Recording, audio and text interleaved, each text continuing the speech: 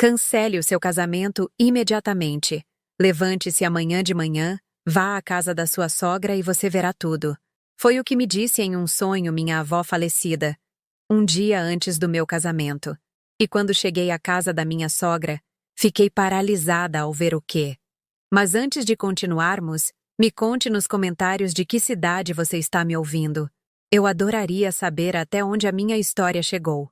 Camila Albuquerque tinha 30 anos. Vestia calças de tecido leves e uma camiseta de algodão sem forma, daquelas que a gente usa quando não precisa provar nada a ninguém.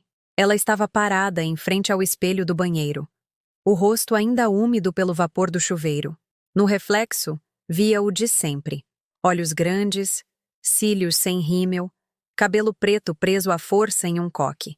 O que ela não via, mas sentia, era uma ansiedade que não conseguia explicar.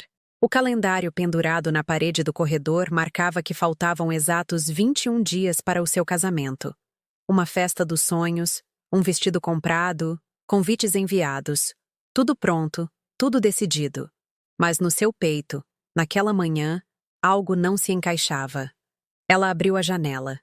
O ar de janeiro entrou com força. Ela morava em um bairro nobre, na zona sul da cidade, onde as manhãs eram mais frescas e os vizinhos mal se cumprimentavam. Gostava do silêncio do seu apartamento, embora às vezes, como hoje, sentisse que esse silêncio também estava lhe cobrando o preço. Camila era contadora geral em uma empresa de importações. Tinha construído sua vida passo a passo, com esforço. Herdou o apartamento dos pais após a morte deles em um acidente, 8 anos atrás. Sua irmã caçula morava fora do país, e suas amigas estavam quase todas casadas. Depois de tanto evitar e de tantos desencontros, ela tinha decidido se entregar a alguém. Juliano Mendonça, alto, de voz grave, sorriso confiante, olhos castanhos, 37 anos. Dono de uma pequena empresa de logística que, segundo ele, estava em franca expansão. Ela o conheceu por acaso em uma agência bancária. Ele precisava de ajuda para revisar uns documentos contábeis, e naquela hora, ela era a única profissional disponível. Ele foi cortês e interessante. Camila não imaginou o que vinha por aí, mas em poucas semanas eles já estavam jantando juntos, falando de sonhos, e ele começava a aparecer em seus planos de longo prazo. Juliano era diferente. Não tinha aquele ar de moleque dos homens que ela tinha conhecido. Não fazia joguinhos de mistério. Era direto e tinha aquele toque protetor que, mesmo que ela não admitisse abertamente, a fazia se sentir segura. Ele a pediu em casamento 3 meses antes, no restaurante mais caro que ambos conheciam. Camila lembrava-se da música suave de piano, da luz das velas, do garçom que apareceu de repente com uma taça de vinho, e dentro, o anel. Não era ostentoso, era discreto. Juliano se ajoelhou no meio das mesas, enquanto outros clientes aplaudiam. Camila riu, emocionada. Disse sim, sem pensar muito. E era isso que hoje a atormentava. Por que não pensou mais? Naquela manhã, depois do café, ela recebeu uma mensagem dele. Minha mãe quer nos ver hoje à tarde. Ela está animada com o banquete. Você pode? O dedo de Camila tremeu ao digitar. Sim, claro. Era o lógico, o gentil. Mas ela não podia esquecer a primeira vez que visitou aquela casa. Ela se lembrava em detalhes.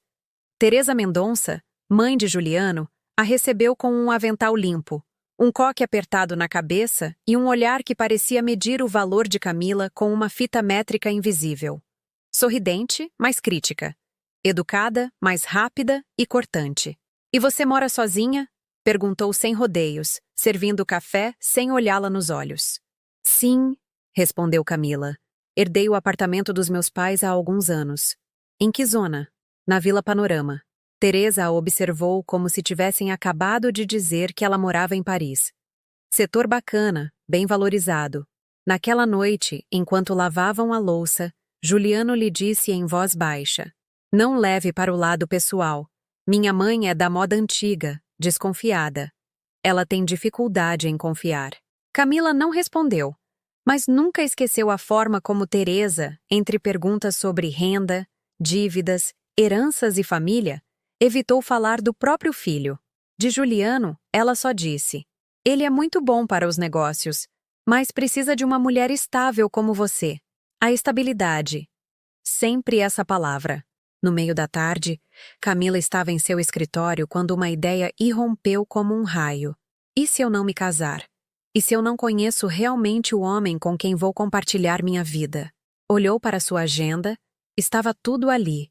Horários, pagamentos, listas de convidados, nomes riscados, flores escolhidas, buffet confirmado. Mas não havia espaço para as dúvidas, como se casar fosse uma operação empresarial e não uma decisão de vida. Naquela noite, foi dormir com os pensamentos agitados. A cidade ia se aquietando aos poucos e a escuridão do quarto a abraçava com sua frieza conhecida. Camila demorou a dormir. Virou de um lado para o outro, apertou o travesseiro, se destapou, voltou a se cobrir. E então a viu. Clara, sua avó, sua segunda mãe, a mulher que a criou quando seus pais trabalhavam o dia todo, que a ensinou a não mendigar amor, a reconhecer sinais, a não ignorar pressentimentos. Clara havia morrido há 4 anos, após uma longa luta contra a diabetes. Camila ainda guardava seu lenço na mesa de cabeceira, mas o que aconteceu naquela noite foi diferente. O sonho não parecia sonho. Clara estava sentada na cadeira da sala de jantar, a mesma onde costumava ler nas tardes. Vestia seu roupão azul claro e suas sandálias de pelúcia. Seu rosto estava sereno, mas seus olhos queimavam. Cami, disse. Escute-me bem, porque não tenho muito tempo. Você precisa sair daí. Essa gente não presta. Camila não conseguia se mover, mal sentia o corpo. Apenas escutava. Não se case com ele. Ele não é quem diz ser. Amanhã, vá à casa da mãe dele. Vá sozinha. Você vai entender tudo. Camila tentou falar. Não conseguiu. Clara se levantou, pegou-a pela mão e sussurrou. Isso não é amor, minha menina. É uma armadilha. Você precisa acordar. E ela acordou, suando, ofegante. O relógio marcava 4h46 da madrugada. Levantou-se na cama. Tudo parecia normal. O quarto em silêncio, as luzes apagadas. Mas algo dentro dela tremia. Levantou-se, caminhou até a cozinha, acendeu a luz, serviu um copo de água. As mãos tremiam.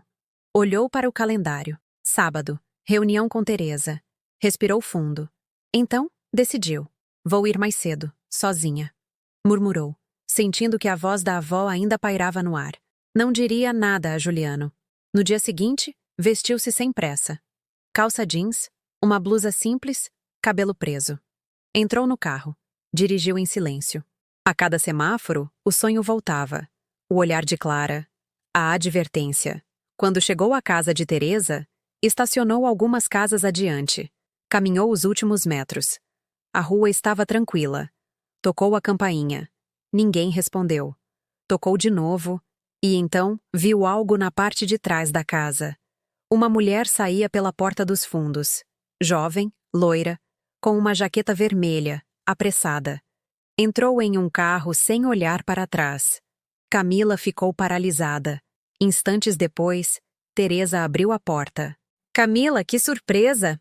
Você não vinha só de tarde com o Juliano? Queria falar com você a sós. Teresa a observou com um sorriso tenso. Claro, entre. Eu estava justamente preparando algo para comer. Camila entrou. A casa cheirava a café velho. Teresa a conduziu à sala de jantar, onde uma pasta com papéis repousava aberta sobre a mesa. Estou revisando os trâmites do salão de festas, disse. Mas o que Camila não sabia era que aquela pasta não tinha nada a ver com o casamento. Enquanto Teresa ia para a cozinha, Camila deu uma rápida olhada. Nomes, listas, endereços e um título. Proprietárias solteiras. Um arrepio percorreu seu corpo. Então, ela entendeu. A mulher que saiu pela porta dos fundos não era uma visita qualquer. E Teresa não era apenas uma sogra intrometida. Camila engoliu em seco. O coração lhe batia no peito e ali, naquela casa onde tudo parecia ordenado e tranquilo, sua vida começou a desmoronar. Teresa voltou do corredor com uma bandeja de biscoitos secos e um sorriso tão falso quanto a toalha de mesa bordada. Você gosta de chá de camomila, Camila? É calmante, disse enquanto colocava a xícara na frente dela com as mãos que tremiam ligeiramente. Está ótimo, obrigada, respondeu Camila sem desviar o olhar da pasta que acabara de ver. Tinha fechado-a dissimuladamente assim que ouviu os passos. Mesmo assim, sua mente continuava repassando o que conseguiu ler.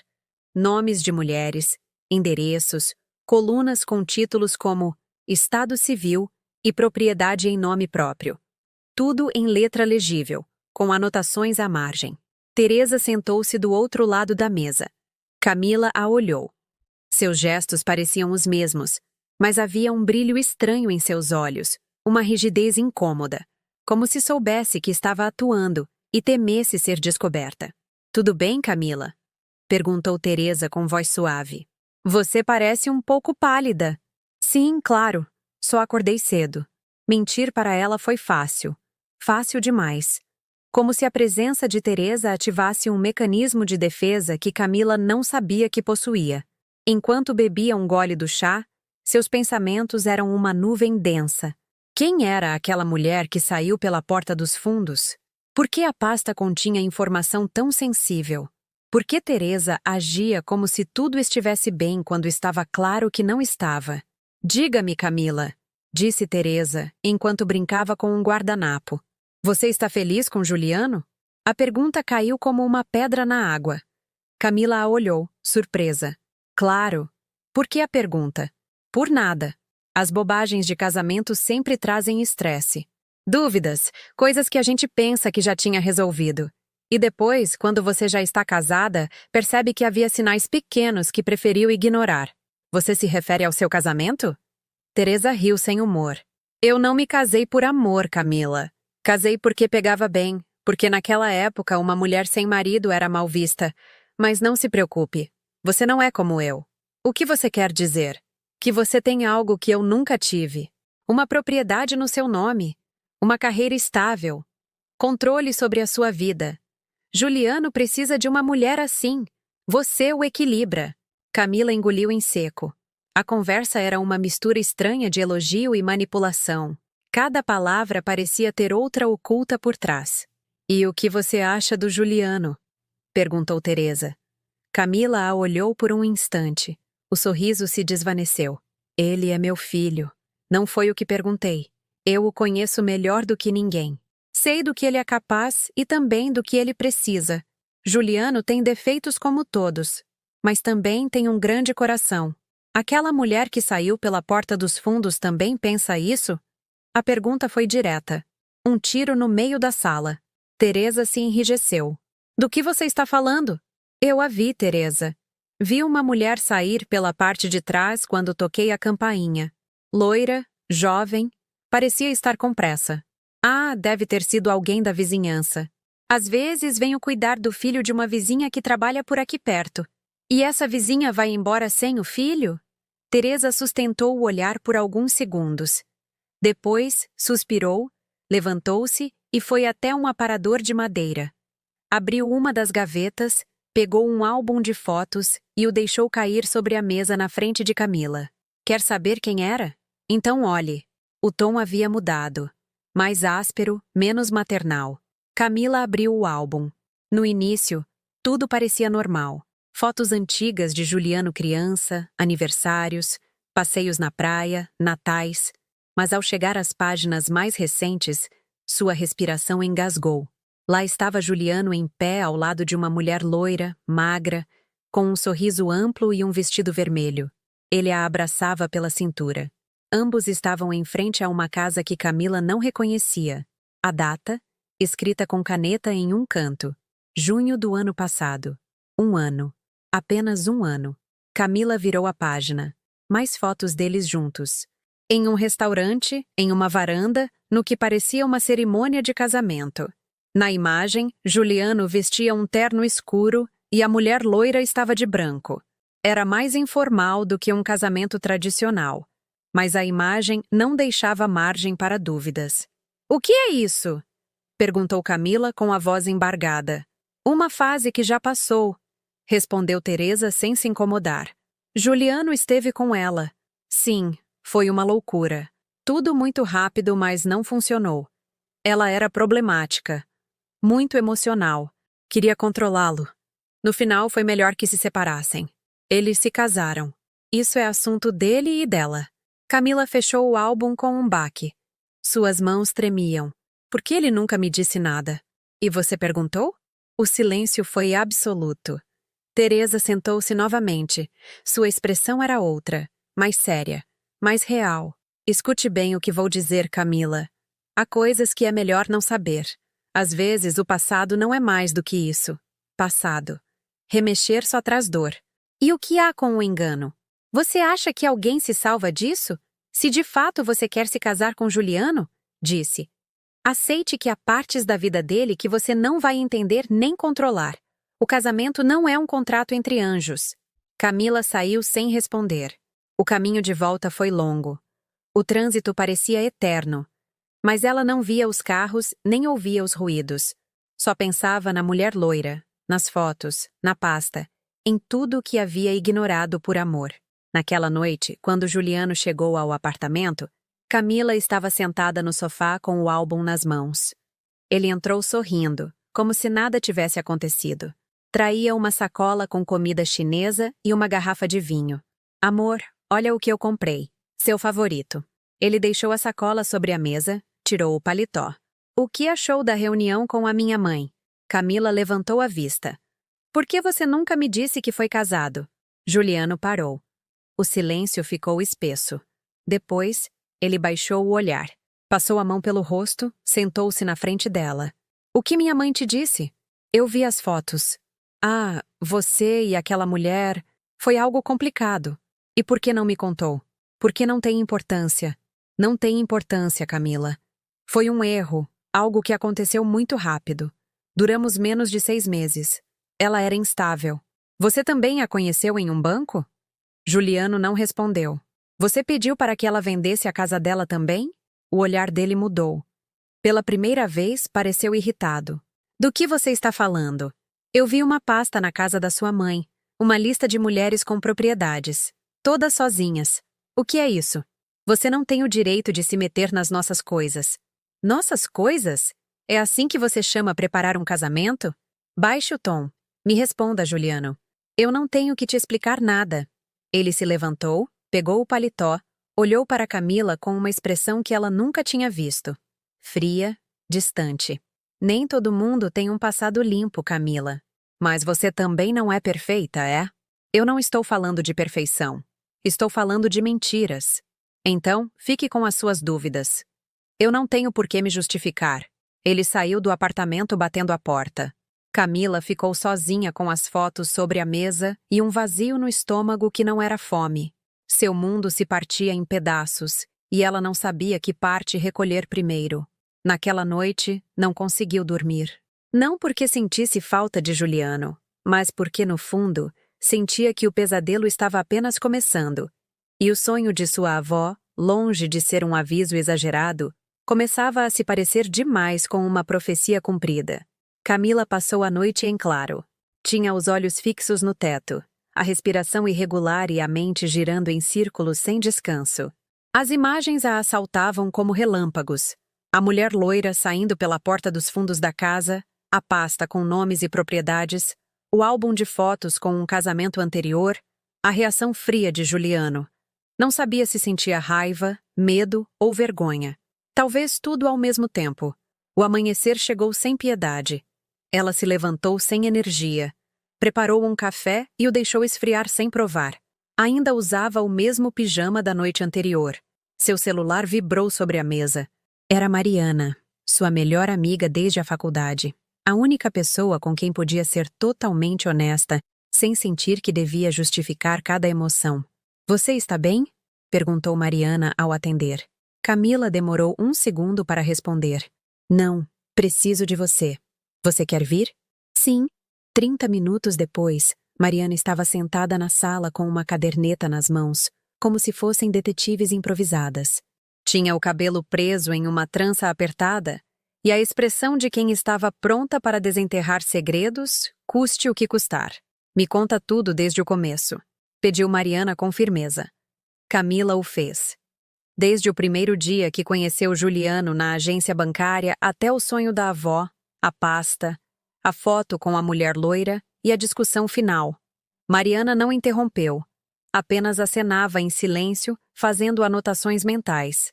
Quando Camila terminou, Mariana exalou forte. Temos que descobrir quem é essa mulher. Como? Redes sociais.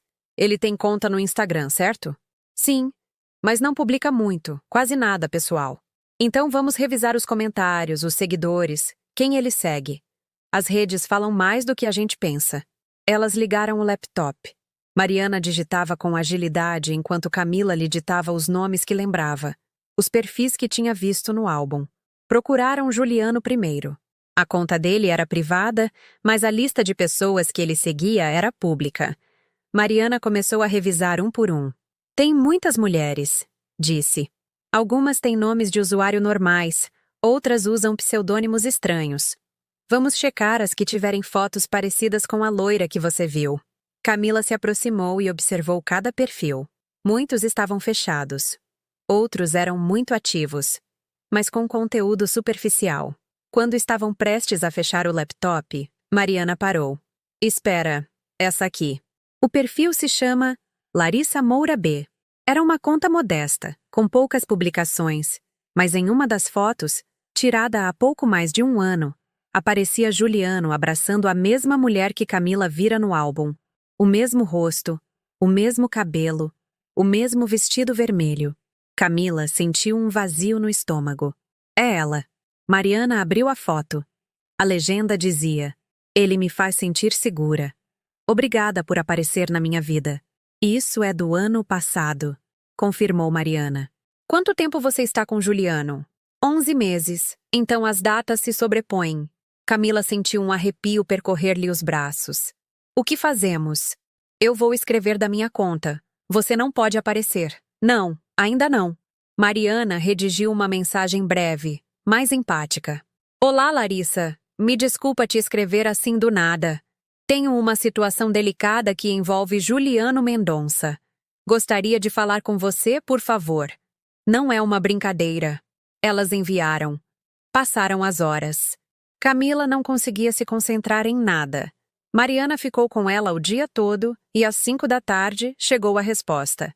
Quem é você? O que sabe de Juliano? Mariana mostrou a mensagem. Camila sentiu o coração bater como um tambor. Só preciso saber se você esteve com ele no ano passado. Há coisas que não se encaixam. Por favor, preciso falar com você. É importante. Passaram-se 20 minutos antes que Larissa enviasse outra mensagem. Sim, estive com ele. Casei com ele. Quem é você? Camila pegou o telefone de Mariana e escreveu com os dedos trêmulos. Eu sou Camila Albuquerque. Sou a noiva dele. A resposta não demorou. Meu Deus! Seguiu-se outro recado. Precisamos conversar, mas não por aqui. Podemos nos ver? Tenho algo para te mostrar. Mariana e Camila concordaram em se encontrar no dia seguinte em uma cafeteria central. O lugar era aberto, com janelões grandes e sempre movimentado. Parecia seguro. Camila quase não conseguiu dormir naquela noite. Mas desta vez não era por medo. Era pelo desejo desesperado de saber, de entender, de confirmar o que já temia. No dia seguinte, Camila chegou 10 minutos antes. Mariana a acompanhou, mas ficou em outra mesa para observar de longe. Larissa chegou pontualmente. Era mais magra do que parecia nas fotos.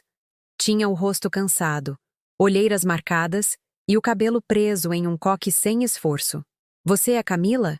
Disse, sem cumprimentar. Camila assentiu. Ambas se sentaram. Me conte tudo, disse Larissa com a voz áspera. Desde quando você está com ele? Quase um ano. Camila contou tudo à amiga. Começamos a procurar nas redes. Você apareceu. Larissa baixou o olhar, tirou uma pasta da bolsa e a colocou sobre a mesa. Aqui está tudo. Cópias dos documentos da casa que vendi, mensagens dele, a denúncia, embora não tenha servido para nada. Camila abriu a pasta. Os papéis estavam ordenados. Escritura pública de compra e venda, depósito bancário em nome de Juliano Mendonça. Uma mensagem impressa do WhatsApp onde ele prometia: Em 6 meses, vou te dar a casa que você merece. O que aconteceu depois que você vendeu? Perguntou Camila. Ele sumiu. Levou todo o dinheiro, mudou de número, me bloqueou. Fui à casa dele e a mãe disse que ele estava viajando, que não sabia de nada. Você não fez uma denúncia? Claro, mas não houve jeito. Legalmente não foi um roubo. Eu vendi por vontade própria. Ele não me obrigou. Eu não deixei registrado que o dinheiro era para ele. Não assinei nada. Camila sentiu um nó na garganta. E como você o conheceu? No banco. Fui fazer um trâmite. Ele me ajudou com uns papéis. Pareceu amável. Dali começamos a sair. Ele me dizia que eu era diferente, que finalmente encontrava uma mulher madura, forte, segura. E eu acreditei. Você nunca suspeitou? Sim, mas confundi com coisas normais. Ele não falava do trabalho, não me apresentava a todos os amigos. Era sempre muito cuidadoso com o celular. Mas pensei que ele tinha traumas. Eu senti pena. Camila respirou fundo. Eu juro que não sabia de nada. Larissa assentiu. Seu rosto se suavizou. Também não é sua culpa. Ele é um profissional. Não improvisa. Tem tudo calculado. Você sabe se ele já fez isso antes? Não tenho provas, mas a mãe sabe de tudo. Ela o acoberta. E a outra mulher. Simone. Eu escutei o nome dela. Uma vez, Juliano a mencionou por engano, achando que eu dormia. Sabe algo sobre ela? Só que ela sumiu. Ninguém sabe onde está.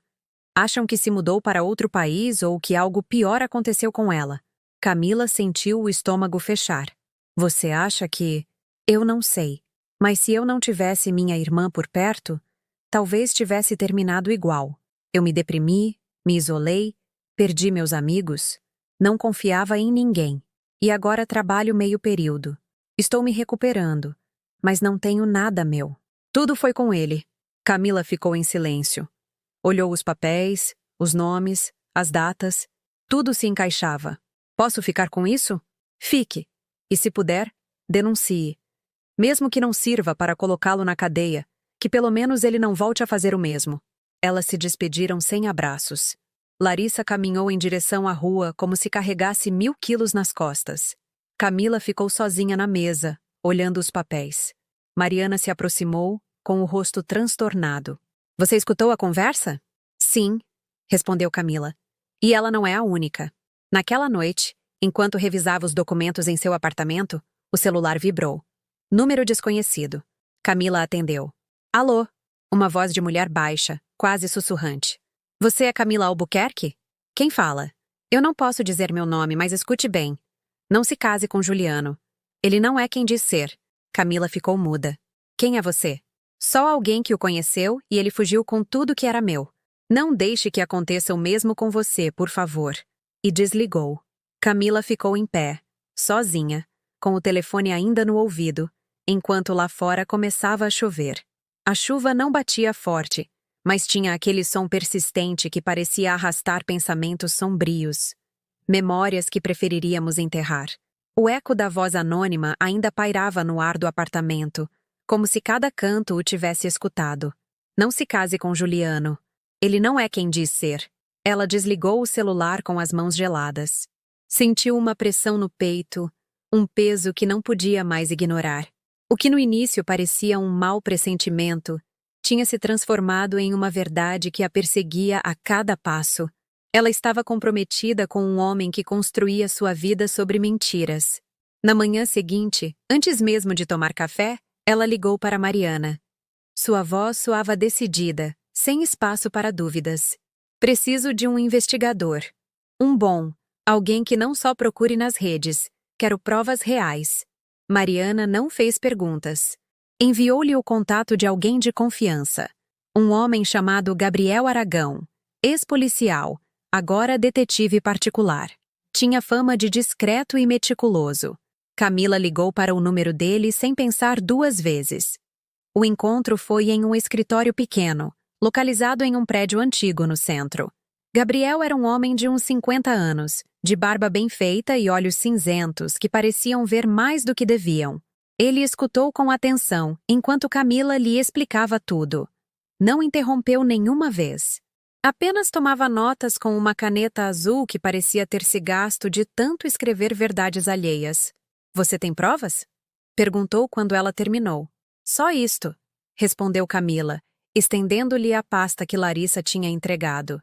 E um par de mensagens, uma ligação anônima. Gabriel folheou os documentos com rapidez. Isso é suficiente para começar, mas não para uma denúncia formal. Vamos ver o que mais tem. Quanto tempo você precisa? Depende de quantos esqueletos o cara tem no armário. Mas te aviso, se o que me conta é verdade, você não vai gostar do que eu vou encontrar. Eu não gosto de mais nada, Gabriel. Só quero a verdade.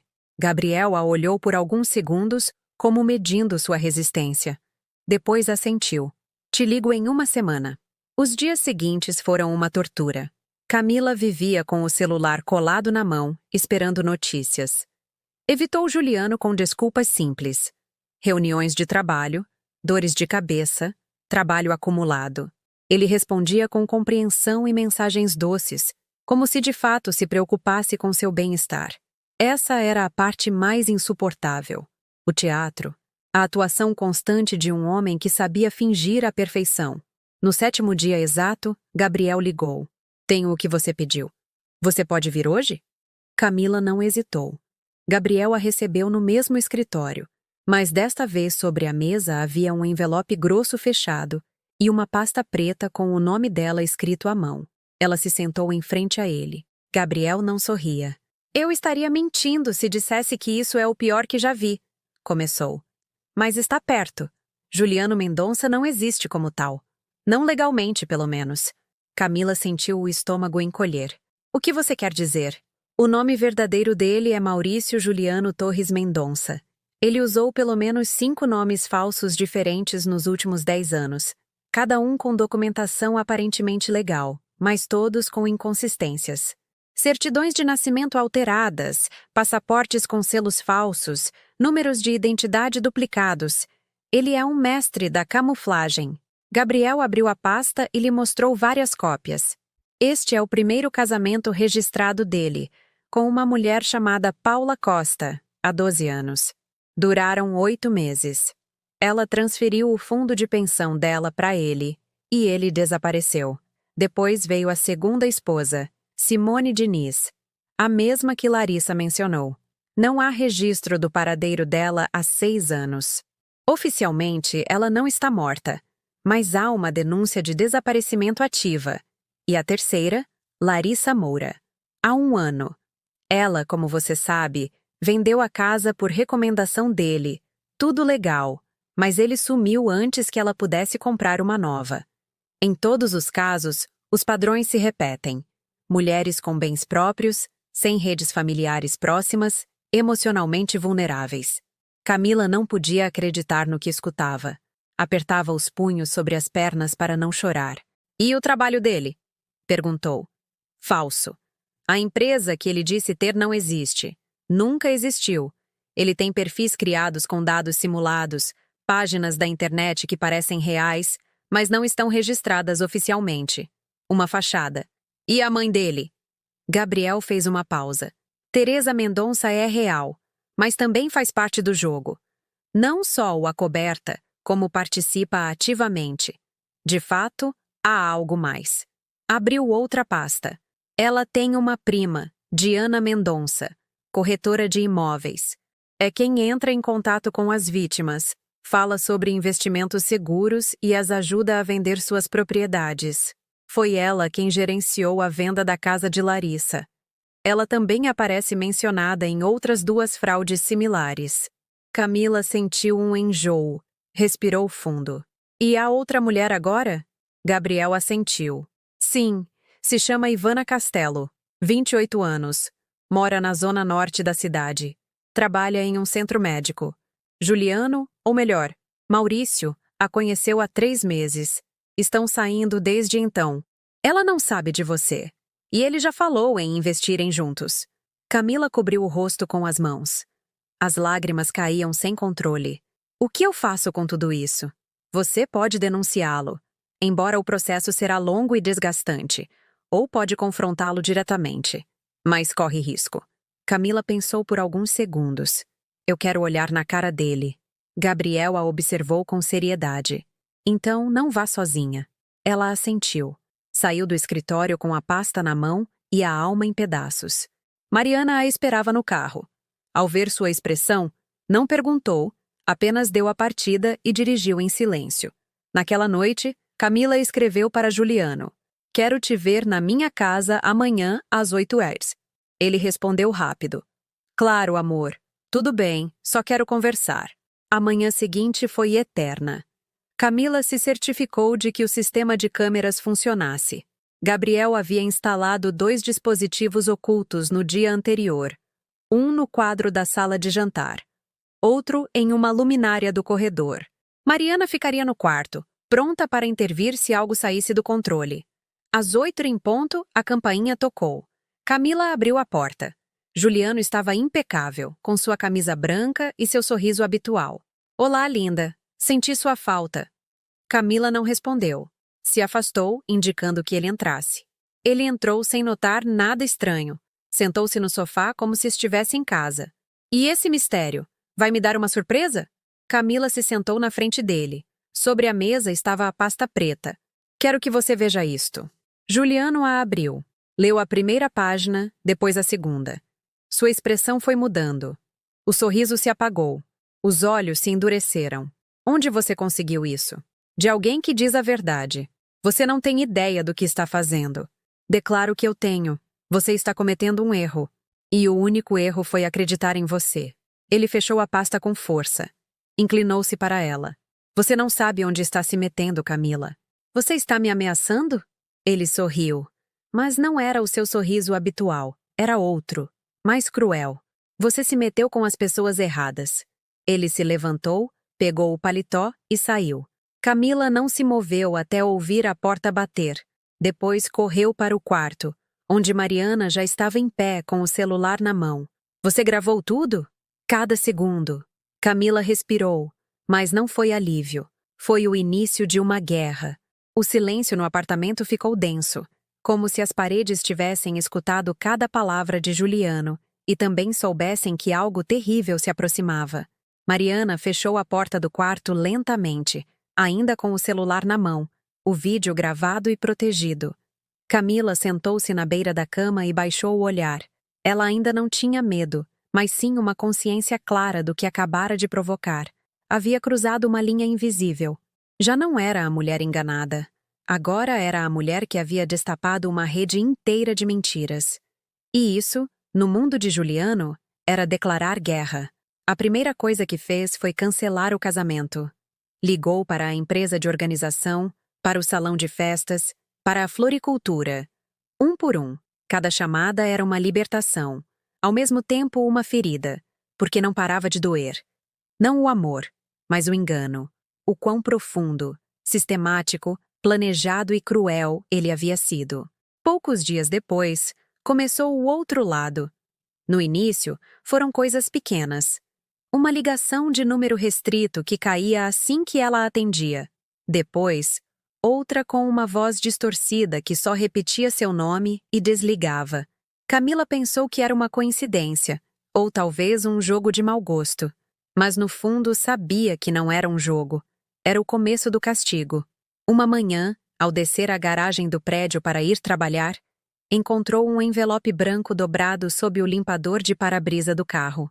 O papel não tinha remetente. Dentro, uma mensagem escrita em letras grandes e pretas. "Você está brincando com fogo. Ele queima bonito, mas mata devagar." Camila ficou paralisada. Seus dedos tremiam. Olhou ao redor. Ninguém. Só o eco dos passos de outros vizinhos subindo no elevador. Guardou o papel na bolsa e subiu de novo ao apartamento. Cancelou o trabalho. Naquele dia, ligou para Gabriel. "Eles começaram." Disse sem rodeios. "Eu te disse que aconteceria." "Você tem o envelope?" "Sim." "Estou indo para aí. Fique dentro. Não abra a porta para ninguém." 30 minutos depois, Gabriel estava tocando a porta. Traía consigo uma maleta e um semblante sombrio. Revisou o papel, fotografou-o, guardou-o em um saco plástico. "Isso não é só intimidação. Isso é um aviso. É a forma dele de te dizer que você não está mais jogando no terreno dele."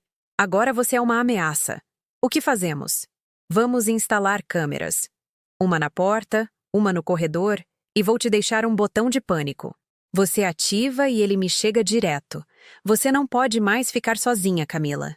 Naquela noite, ela dormiu com o coração apertado. Mariana ficou com ela, dormindo no sofá. Gabriel prometeu que mobilizaria contatos na promotoria. As provas eram contundentes, não só pela investigação que ele havia feito, mas pelos depoimentos de Larissa e outras vítimas que se animaram a falar depois que ela as contatou com a ajuda de Mariana. O inquérito estava sendo formado, mas ainda não havia ordem de prisão. Apenas um processo aberto. A semana seguinte foi pior. Quando Camila voltou do supermercado, encontrou a porta do apartamento entreaberta. Não estava arrombada, apenas aberta.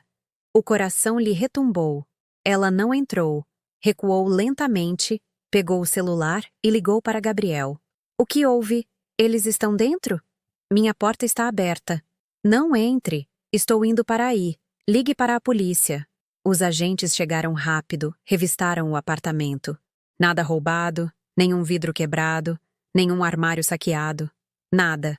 Exceto o móvel onde guardava os papéis de propriedade da casa. Estava remexido. Os documentos estavam lá, mas claramente alguém os havia tocado, como procurando algo específico.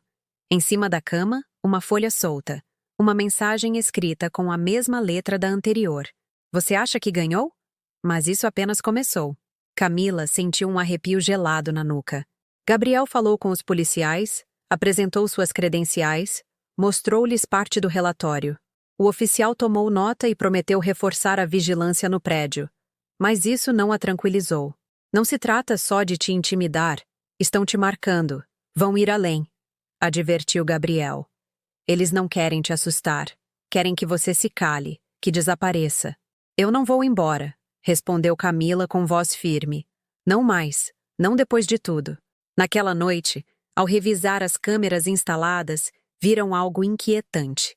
Às 3h da madrugada, um homem de boné havia parado em frente à porta por mais de 1 minuto. Não tocou a campainha, apenas ficou ali, imóvel, e depois se foi.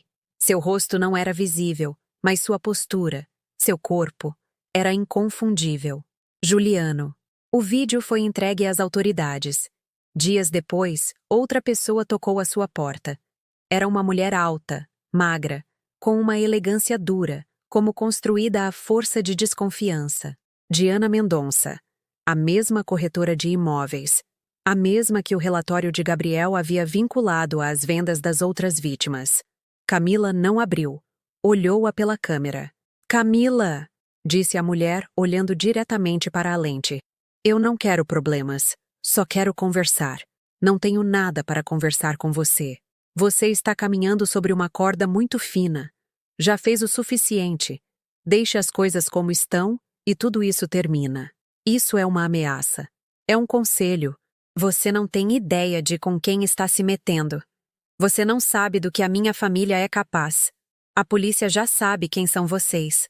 Diana riu. Não foi uma risada divertida. Foi amarga, de quem se sabe acima da lei. A polícia não vai te proteger quando estivermos dentro. E acredite, poderíamos entrar quando quiséssemos. Camila sentiu o sangue gelar. Diana se foi sem olhar para trás. Camila enviou o vídeo a Gabriel. Ele o compartilhou com a promotoria. O caso ganhou força. A denúncia foi formalizada sob acusações de estelionato, falsidade ideológica e associação criminosa. Começou-se a tramitar uma ordem de captura, mas o processo era lento. As leis não corriam com a urgência que Camila precisava. Ela instalou uma fechadura eletrônica, contratou segurança privada. Mariana se mudou com ela temporariamente. Gabriel passava a noite para revisar tudo. Mesmo assim, ela não conseguia dormir mais de 3 horas seguidas. O telefone continuava tocando em horários estranhos. Ela recebia e-mails vazios, mensagens de contas falsas com fotos do seu prédio.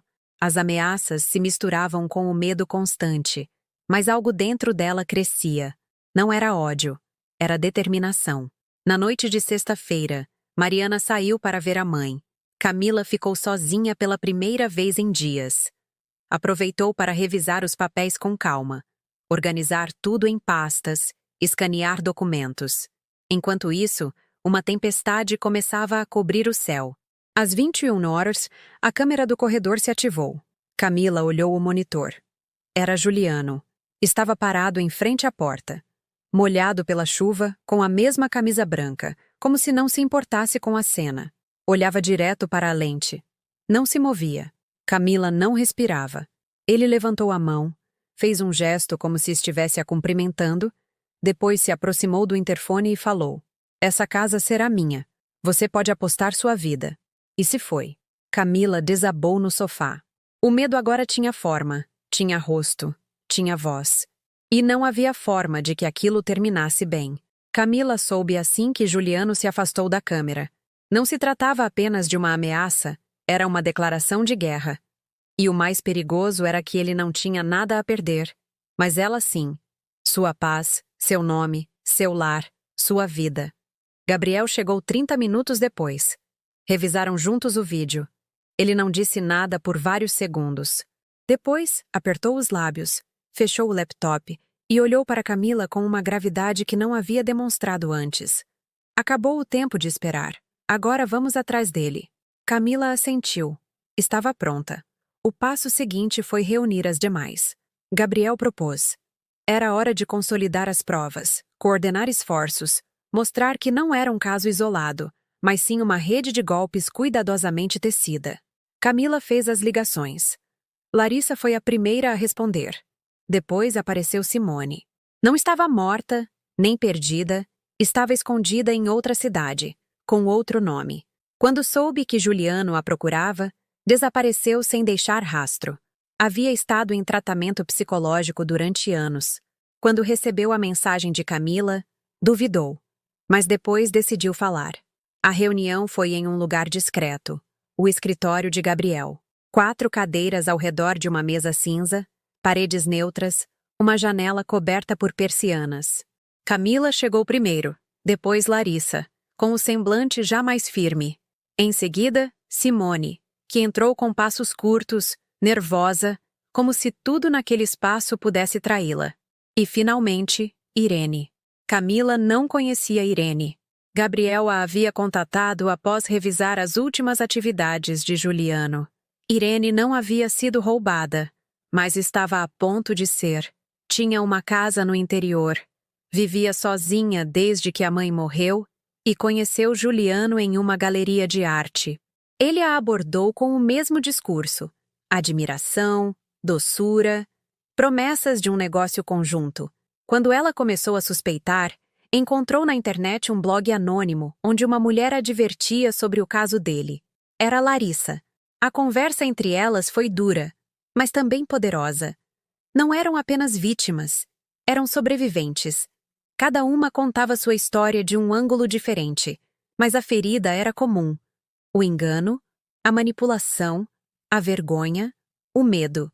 Simone foi a mais difícil de escutar. Ele me pediu para vender a casa dos meus pais. Prometeu que abriríamos uma clínica juntos. Eu dei tudo. Quando comecei a fazer perguntas, ele me deixou trancada na minha própria casa por dias. Tirou meu telefone. Tive que escapar pela janela. Ninguém acreditou em mim. A polícia não fez nada. Minha irmã achou que eu estava exagerando. Eu fui para outra cidade com o pouco que me restava. Mudei meu nome. Não me atrevi a denunciar. Até hoje. Larissa pegou a mão dela. Irene tinha os olhos cheios de lágrimas. "O que fazemos?" perguntou. "Como se briga contra alguém como ele?" Gabriel colocou uma pasta sobre a mesa. Dentro estavam as cópias dos relatórios, as denúncias, os documentos falsos, os registros de chamadas, os vídeos da câmera do corredor, as ameaças escritas, os nomes de todas as mulheres contatadas.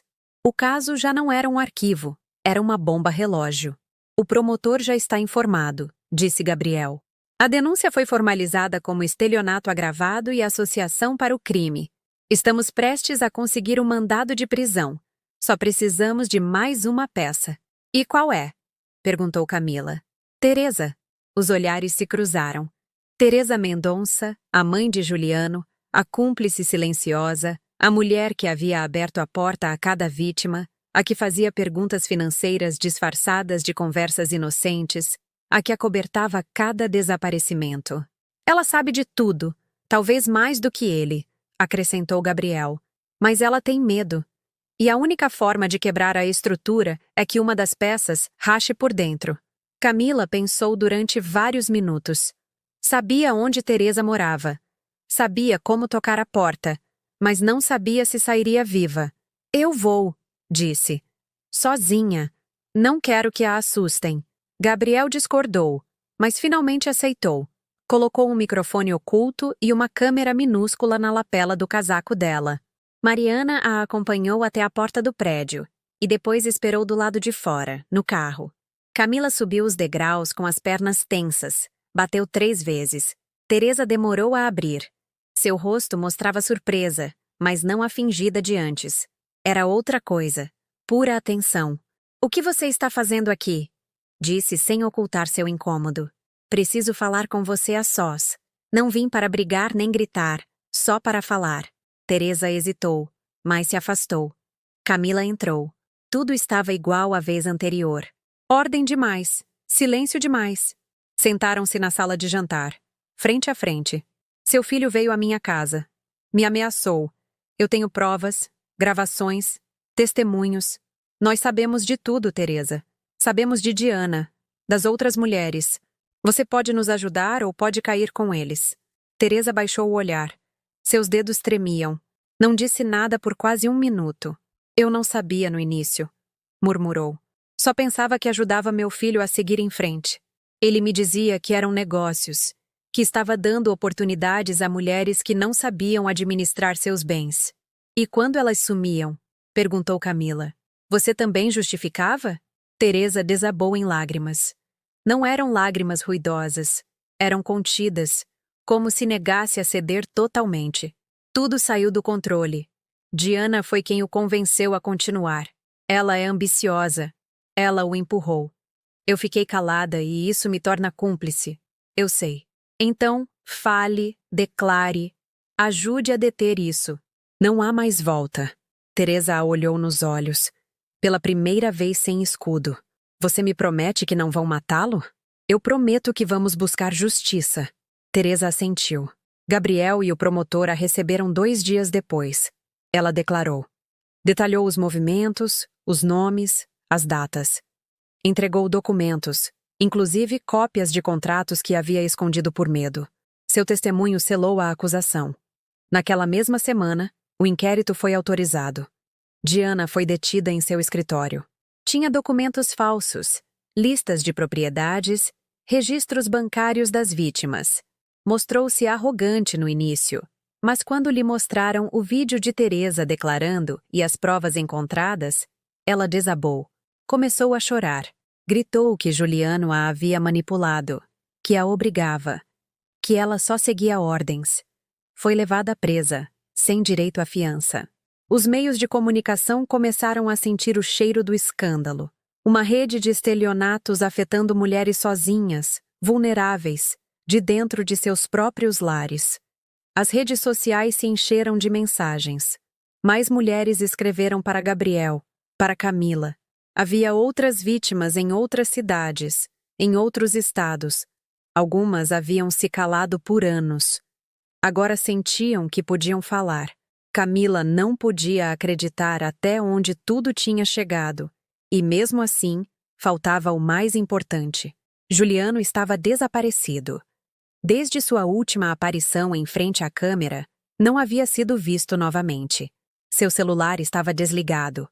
Não havia movimentos bancários, nenhum rastro digital. Mas Gabriel não o soltou. Na noite de quinta-feira, o celular de Camila vibrou. Era tarde. Mariana dormia. Gabriel estava na tela. Camila, nós o pegamos. Ela se levantou imediatamente. Onde? Na cidade, em um hostel no bairro da Consolação, registrado sob o nome de Maurício Esteban Soares. Um informante o reconheceu pela foto que circulou. Já ativamos o mandado. A polícia está a caminho. Camila ficou sentada com o telefone na mão, olhando pela janela. Lá fora, outra tempestade começava a se formar. Não era só água batendo nos vidros. Era uma premonição. Algo se aproximava. Algo que tinha que acontecer para que tudo terminasse. Juliano estava na cidade. Era questão de tempo. A justiça já o tinha no radar. Mas a história não acabava com sua localização. Ainda faltava o ato final. Naquela noite, ela não dormiu. Ficou junto à janela, vendo como os relâmpagos iluminavam os edifícios ao longe. Mariana dormia no sofá, esgotada pelo ritmo dos últimos dias. Gabriel havia prometido vigilância na porta do prédio, um patrulheiro que faria rondas constantes. Mas dentro dela, o verdadeiro temor era que Juliano aparecesse sem aviso, sem lei, sem piedade. Ao amanhecer, uma ligação de Gabriel a sobressaltou. Camila, não se alarme. Mas ontem à noite alguém tentou forçar a porta de trás do prédio. Não conseguiu entrar, mas uma câmera do beco captou o rosto. Era ele. Camila sentiu o frio percorrer-lhe o corpo. E agora o que fazemos? Já emitimos a ordem de prisão. Agora o buscamos ativamente. Você precisa ficar onde está. Não saia. Vou te mandar 2 oficiais à paisana que ficarão na frente do seu apartamento. Isso termina esta semana. Naquela mesma noite, o silêncio foi diferente, pesado, intenso. Às 2h15 da madrugada, as câmeras se ativaram. Mariana se despertou com o aviso sonoro do sistema de segurança. Camila correu para o monitor. Ali estava Juliano outra vez, mas desta vez não em frente à porta, mas com um kit de arrombamento na mão, forçando a fechadura. Camila não gritou, não chorou, não tremeu, apenas apertou o botão de emergência. Em segundos, Gabriel foi notificado. Mariana pegou o celular e ligou para o número da patrulha designada. Camila recuou, observando cada movimento da câmera. Juliano estava concentrado em sua tarefa. Havia perdido o disfarce de homem encantador. Seu rosto mostrava ansiedade, fúria contida, desespero. Em poucos minutos, um golpe forte interrompeu sua tentativa. 4 agentes o cercaram. Juliano tentou correr, mas o derrubaram. Foi imobilizado contra o chão. Gritou o nome de Camila com raiva, como se fosse ela quem estivesse roubando sua vida. Os agentes o algemaram e o arrastaram para fora do prédio. Mariana abraçou Camila sem dizer palavra. Ela não chorou, não tremeu, apenas fechou os olhos. Pela primeira vez, podia dizer que havia sobrevivido. As notícias vieram rápido.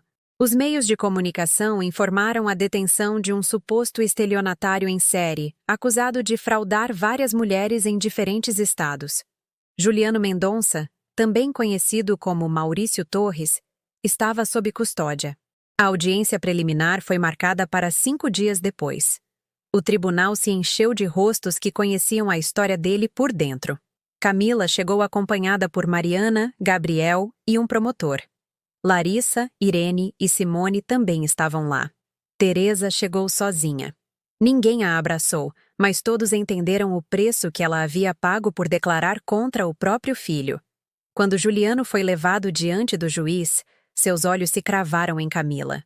Não disse uma palavra. Seu rosto estava duro, sem rastro de emoção. Não era o homem que a havia apaixonado. Era outro, um ser vazio, como uma casa abandonada que só mantém a fachada. O promotor apresentou as provas, as gravações, os contratos falsificados, os testemunhos, as contas bancárias, as identidades múltiplas. Cada testemunha contribuiu com uma parte do quebra-cabeça. Quando chegou a vez de Teresa falar, o silêncio na sala ficou espesso. Eu fui mãe dele, disse, e falhei como mãe. Calei o que devia denunciar. Olhei para o outro lado quando as mentiras se tornaram evidentes. Pensei que estava ajudando meu filho a refazer a vida, mas o que fiz foi sustentar a maldade dele. O juiz escutou em silêncio. No final, decretou prisão preventiva sem direito à fiança. O julgamento seguiria seu curso, mas Juliano não sairia mais à rua.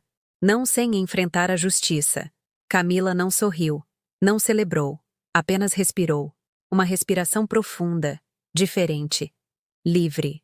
Lá fora, as vítimas se abraçaram. Não eram as mesmas mulheres que ele havia destruído. Agora eram diferentes, mais fortes, mais unidas, mais despertas. Gabriel as olhou com respeito. Mariana chorou em silêncio. Camila apenas levantou a vista para o céu. Era como se a avó estivesse ali, observando tudo. Naquela noite, Camila se deitou cedo. Mariana decidiu dormir em sua própria casa pela primeira vez em semanas. O apartamento estava em calma. Tudo em seu lugar. Tudo em ordem. Às 3 da manhã, ela voltou a sonhar com a avó. Mas desta vez não estavam na cozinha. Não havia advertências, não havia medo. Estavam em um campo aberto, um lugar cheio de flores. Clara a olhava com um sorriso que lhe iluminava o rosto. Agora sim, você está livre, disse. Fez o certo. Não só por você, mas por todas. Camila despertou com lágrimas nos olhos. Eram lágrimas doces, de alívio, de gratidão. O sol entrava pela janela. A tempestade tinha ido embora. Dias depois, ela começou a escrever. Não como terapia, nem como vingança, mas como legado. Sua história tinha que ser conhecida. Ela precisava alcançar outras mulheres. Aquelas que viviam com o coração manipulado, que não conseguiam reconhecer o abuso por trás de um sorriso, que achavam que o amor dói por natureza, que se calavam por medo, vergonha ou culpa. O livro se chamou As que Acordaram a Tempo. Foi um sucesso, mas mais importante do que isso, foi a rede de apoio que se formou a partir dele. Camila fundou uma organização sem fins lucrativos para ajudar vítimas de violência psicológica e manipulação emocional. Irene se tornou orientadora, Larissa, a contadora do projeto. Simone, após vários meses de recuperação, se atreveu a dar palestras públicas. Teresa, depois de cumprir pena por cumplicidade, ofereceu seu testemunho do outro lado da vergonha. Juliano foi condenado a 20 anos de prisão. Não por amor, nem por traição, mas por estelionato, dano moral e associação criminosa. Mas a justiça mais profunda não foi a dos tribunais, foi a interna. Camila voltou a caminhar na rua sem olhar para trás. Voltou a confiar, embora com os olhos mais abertos. Voltou a dormir sem esperar sonhos sombrios. Voltou a ser ela, mas em uma nova versão, mais forte, mais sábia, mais viva. E toda vez que alguém lhe perguntava como havia saído de tudo aquilo, ela dizia o mesmo. Não foi só por mim, foi porque alguém de outro lugar me avisou, me despertou, me segurou quando eu não aguentava mais. Há batalhas que parecem grandes demais, monstros disfarçados de amor, sombras que nos roubam o fôlego. Mas quando a verdade se impõe, quando a alma se agarra à luz, nenhum engano consegue se sustentar para sempre. Deus não deixa sem voz quem clama do coração. Não abandona quem foi enganado por confiar. Não se cala diante da injustiça. A vida, com todo o seu caos, também tem uma forma de se equilibrar. Cedo ou tarde, cada semente plantada na dor floresce na verdade. Cada lágrima derramada com fé se transforma em um sinal. Cada mulher que se levanta quebra correntes que outras nem sequer sabiam que carregavam. E em algum lugar do céu, há aqueles que cuidam de nós, mesmo que já não estejam aqui. Às vezes, aparecem em sonhos, às vezes em intuições, às vezes em uma força interior que não sabemos de onde vem, mas estão guiando, alertando, amando. Camila entendeu tarde, mas a tempo. E desde então, nunca mais voltou a ignorar um sinal, porque a alma sabe, sempre soube. Se você gostou desta história, te convido a me dizer nos comentários o que sentiu ao escutá-la. E se você passou por uma situação de golpe ou engano parecida, adoraria que compartilhasse sua valiosa opinião. Há muitas pessoas passando por algo similar. Esperamos que a voz delas viva em você. Compartilhe esta história e seja parte da mudança. Lembre-se de me dizer de que cidade você está vendo este vídeo. Eu me sentiria muito honrada se você deixasse um like, compartilhasse o vídeo com algum amigo ou familiar e se inscrevesse no canal. Não perca a próxima história surpreendente que está aparecendo na sua tela neste exato momento. Temos entretenimento garantido, exclusivo para você.